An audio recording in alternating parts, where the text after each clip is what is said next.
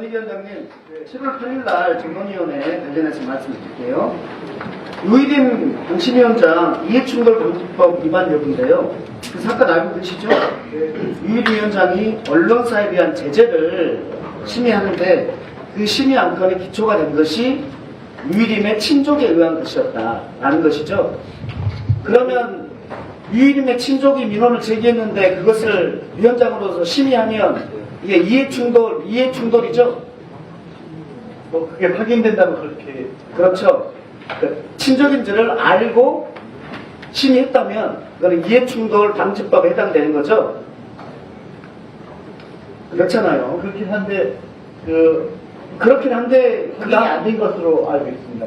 그러니까요. 그거 물으려고 합니다. 네. 답답합니다 지금. 예, 그러니까 핵심이 해당 안건이 유일임이 친족이 민원을 제기한 것인지 알았냐 몰랐냐는 것이죠. 그래서 이 공익신고의 내용은 뭐냐면 유일임이 알고도 민원인이 친족인 것을 알고도 심의를 했다. 그래서 이해충돌 방지법 위반이다 라는 게 공익신고 내용입니다. 그렇죠? 예, 그래서 제출한 자료를 좀 보겠습니다. 제출한 자료를 보면 저게 이건데요. 팀장님은 안건 담당자입니다. 위원장의 보고 갔다 왔고 위원장에게 민원인이 친족이라는 내용을 보고하고 왔다는 내용입니다. 그 다음 보겠습니다. 그 다음은 9월 27일인데요. 이제 통화가 안 돼서 라고 해가지고 하고 있는데 그 내부 게시판에 그 다음을 한번 넘겨보시죠. 방심위 내부 게시판에 이런 글이 올라옵니다. 위원장이 사적 이해관계자가 민원을 제기한 안건에 대해서 스스로 회피를 하셔야 되는데 하고 있지 않다라는 방심위 내부 게시판에 직원이 올린 글입니다. 보셨죠? 다시 앞으로 가주십시오. 그래서 여기에 대해서 통화가 안 돼서 카톡 남기는데 라고 하면서 위원장 부속실장이 와가지고 글 내리라고 한다. 인사위원회를 거론한다. 그래서 글 내릴래? 네가 동의만 하면은 바로 우리가 삭제해 줄 수 있는데 이렇게 된 내용입니다. 그렇습니까? 그렇죠? 예, 뭐 그렇게 보이는 것 같습니다. 예, 그러면 여기에서 부속실장은 이 내용을 방심위원장에게 얘기 안 하고 부속실장이 와서 이렇게 얘기했겠습니까? 게시판에 이런 글이 있었다라는 것을 보고 안 했겠습니까? 이거 보면은 방심위원장이 충분히 알았겠네라고 인식되는 거 아닙니까? 저 내용만 판사를 20년 하셨는데 이게 그렇게 판단 안 됩니까? 저 내용만 갖고선 단정하기는 좀 부족한 게 아닌가 생각해요. 충분히 합리적으로 그렇게 의심되지 않습니까? 저걸 가지고도 유일임 방심위원장이 민원인이 자기 친족이었다는 것을 몰랐다고 할 수 있습니까? 모르는데 저렇게 부속실장이 보내서 글 내리라고 하고 그렇게 했습니까? 그런데 이 건에 대해서 어떻게 판단했습니까? 이해충돌 방지 여부에 대해서 어떻게 판단했습니까? 예, 송부했습니다. 송부했죠. 송부의 의미가 뭡니까? 여기에서 이해충돌이 된다고 판단했으면은 이첩했겠죠. 수사기관에 이첩했겠죠. 근데 예. 그것이 정확히 판단 안 된다고 해서 송부를 했다는 것은 방심위에 다시 송부했다는 거 아닙니까? 예, 확인이 되지 않기 때문에 방심위에서 알아서 해라라고 송부한 거죠? 예, 당시에 그런 거죠? 예, 근데 거기 보니까 회의록에 보니까 가족관계 증명서도 확인 안 했어요? 그건 제출을 요청했는데 제출이 안 된 걸로 알고 있습니다. 그러니까요. 가족관계 증명서를 제출하라고 하는데 그것도 제출 안 했어요. 예. 그래서 가족관계인지를 몰랐다라는 증거로 삼은 거예요. 그것을. 뭐 증거보다는 어쨌든 명백하진 않다는 판단을 한 것으로 생각합니다. 그분이 민원 제기한 사람이 동생 맞습니까? 안 맞습니까? 사실을 묻습니다. 예, 저희는 그 확인한 바 동생이잖아요. 그건 동생인데 가족관계 증명서를 방심위원장이 제출하지 않아서 가족인지 몰랐고 가족인지를 인식할 수 없었을 것이기 때문에 이해충돌이 아니다라고 판단해서 송부한 거죠. 그냥 그 방심위로 돌려준 거죠. 아니 이해 충돌이 아니라고만 단정한 것도 아닌데 송부는 의심이 있으니까 조사해서 처리하라는 아니 방심위에서 공익신고를 했는데 방심위에다가 돌려준 것이 아니, 그 방심위에. 권익위에서 뭐 한 겁니까? 그런데 두 번째, 문제는 뭐냐면, 두 번째 결정입니다. 두 번째 결정은 공익신고자들이 개인정보법을 위반했다라고 수사 의뢰를 한 겁니다. 이첩을 한 겁니다.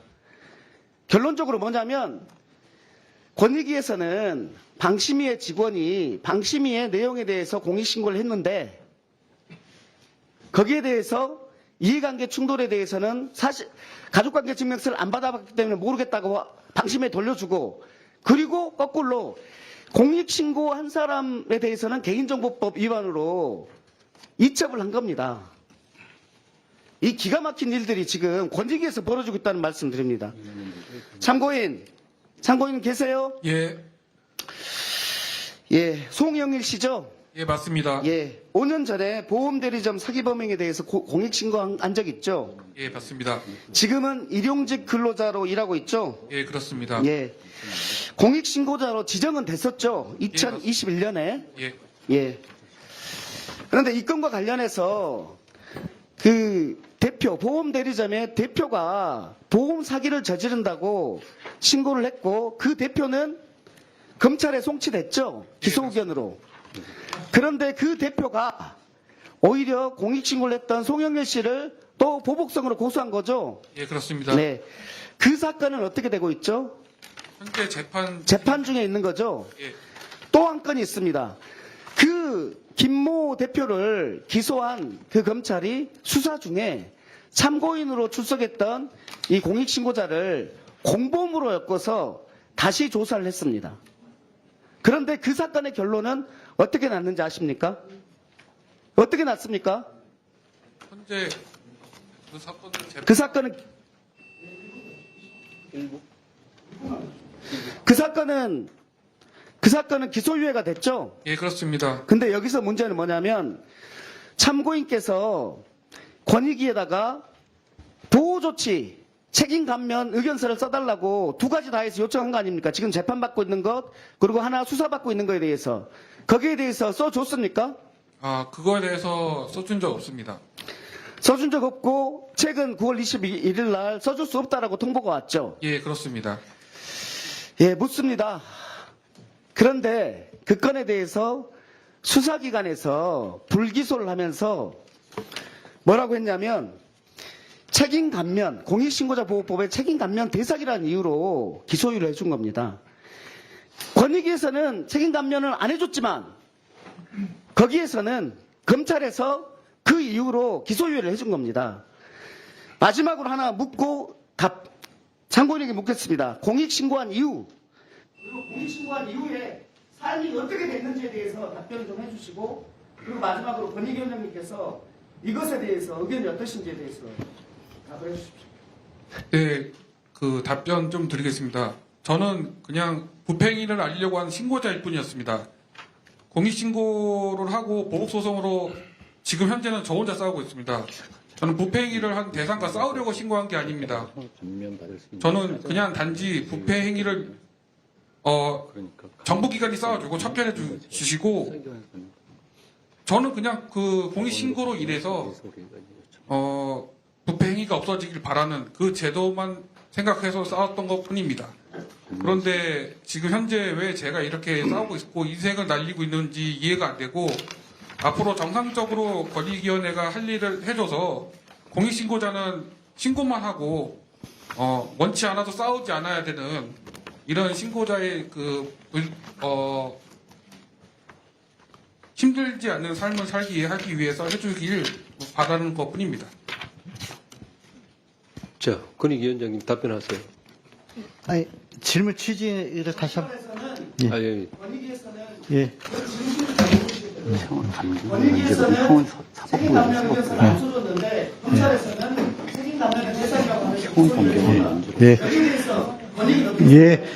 저희들 공익신고자 보호법 14조에 따라서 신고자 보호에 대해서는 그 기소 이후에 형의 감경과 면제를 요청해 드릴 수가 있는 것이고, 그 전에 저렇게 검찰청에서 불기소가 됐다고 하면은 저희가 관여할 그런 기회는 없었던 것 같습니다.